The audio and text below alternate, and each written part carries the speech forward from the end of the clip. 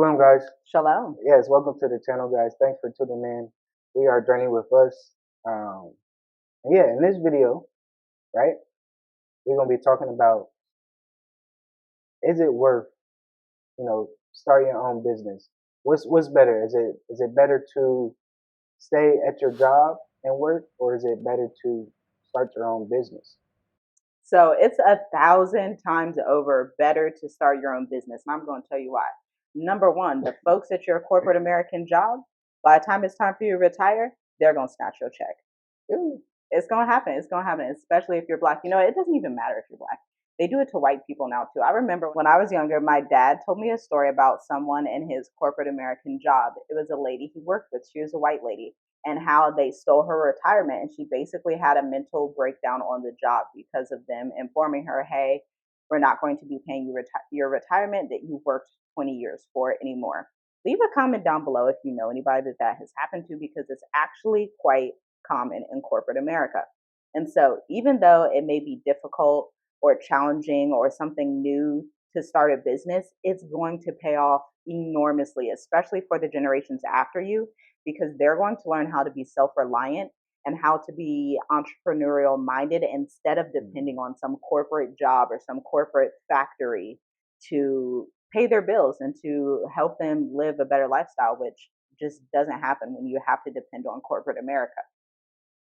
So, besides corporate America, what would you say to people that wants to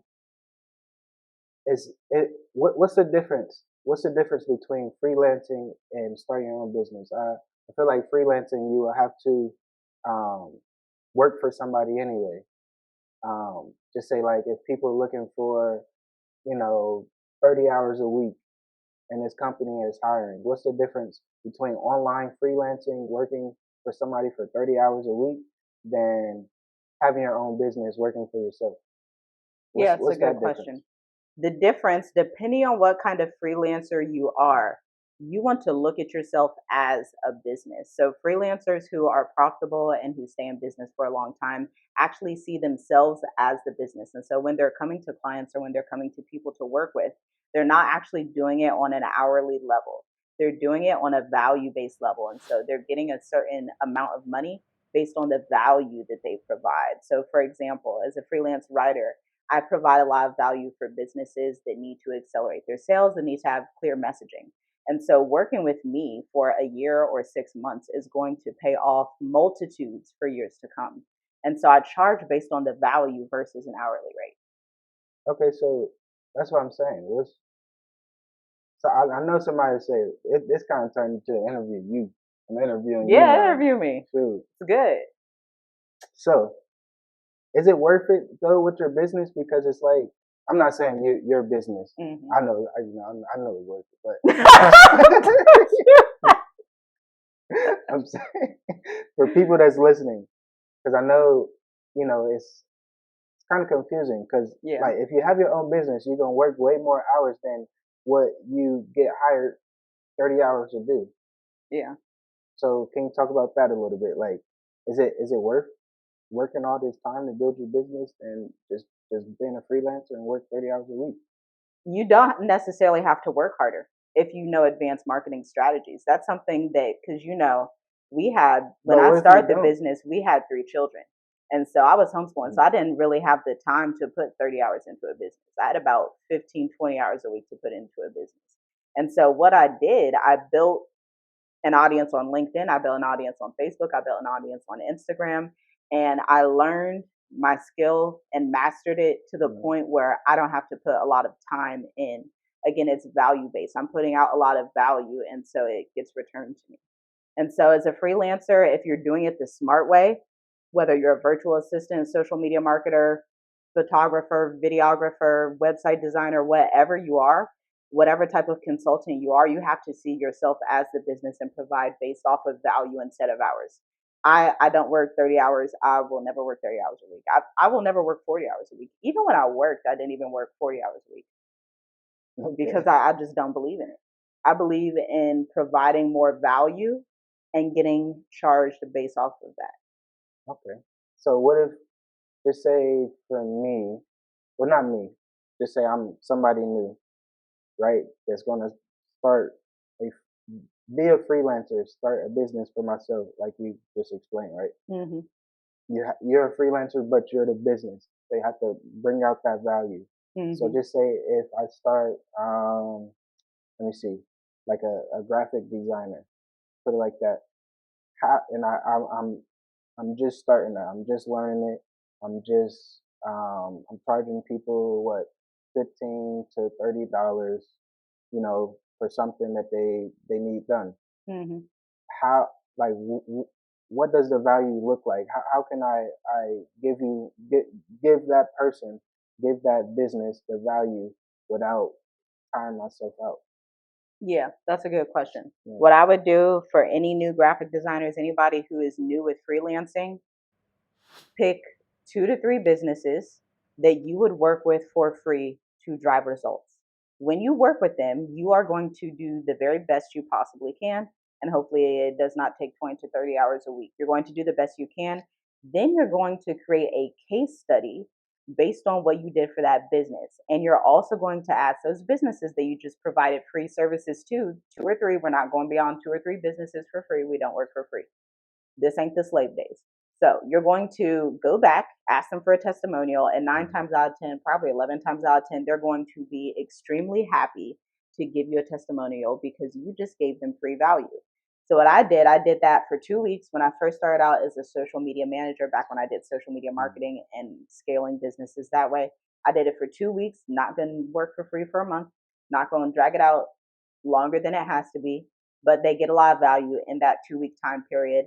Then I create a case study based on the analytics from their Facebook profile. Then when I go to my next client that no longer is free, I'm not charging beginner prices because I've already proven I've gotten a result. So they get charged based on the value that I have already established that I can provide.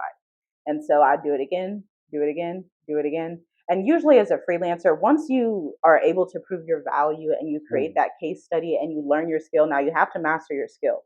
But once you're a master at it and you have those case studies and you have those testimonials, what happens is people automatically look at you on a higher level. So it's easier to sell your high ticket prices.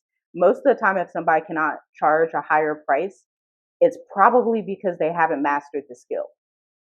So if you feel like you can't charge a higher price, it may be because you haven't mastered the skill. If you cannot create a case study, it's probably because you haven't mastered the skill. So you have to go back and learn how to do that and then create the case study. And then you will be able to charge prices like base level for freelancing. Any freelancer needs to be about $800 per month.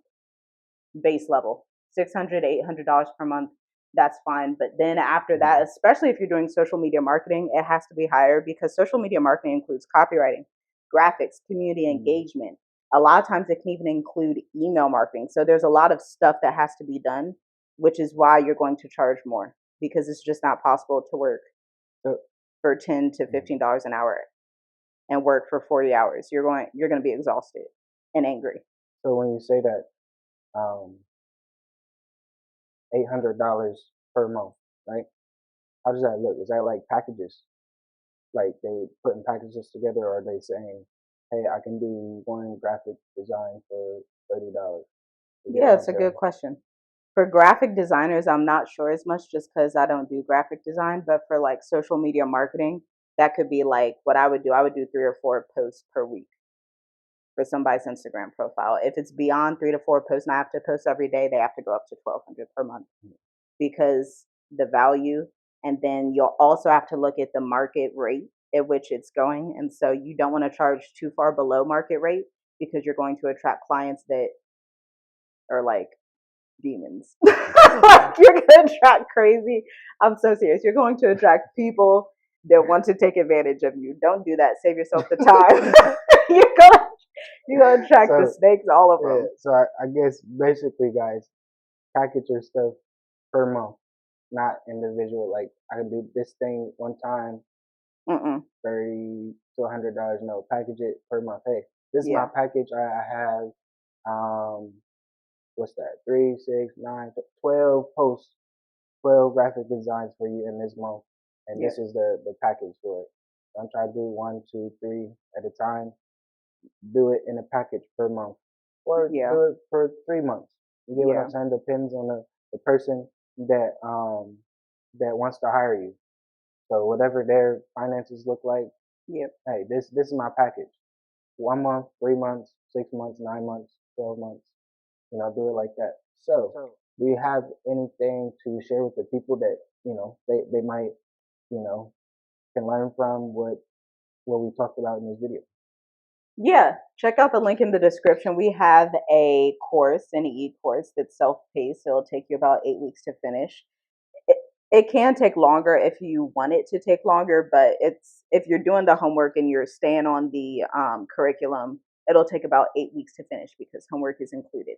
And it's a super in-depth course that teaches you how to package your service as a service provider, how to have the finances behind business operations, so business incorporation and all of those things. And then the main focus is marketing, because marketing is the engine that is going to help your business survive. If you do not know how to master marketing, if you only know foundations of marketing and not advanced skills, so that you don't have to work 20 to 30 hours a week, you are going to want to learn that. So visit the link in the description and I will see you in class so that we can create income that aligns with your value and not based on the slave days, because we out of those days. You guys heard her. You guys heard her. So, guys, I hope you learned something from this video.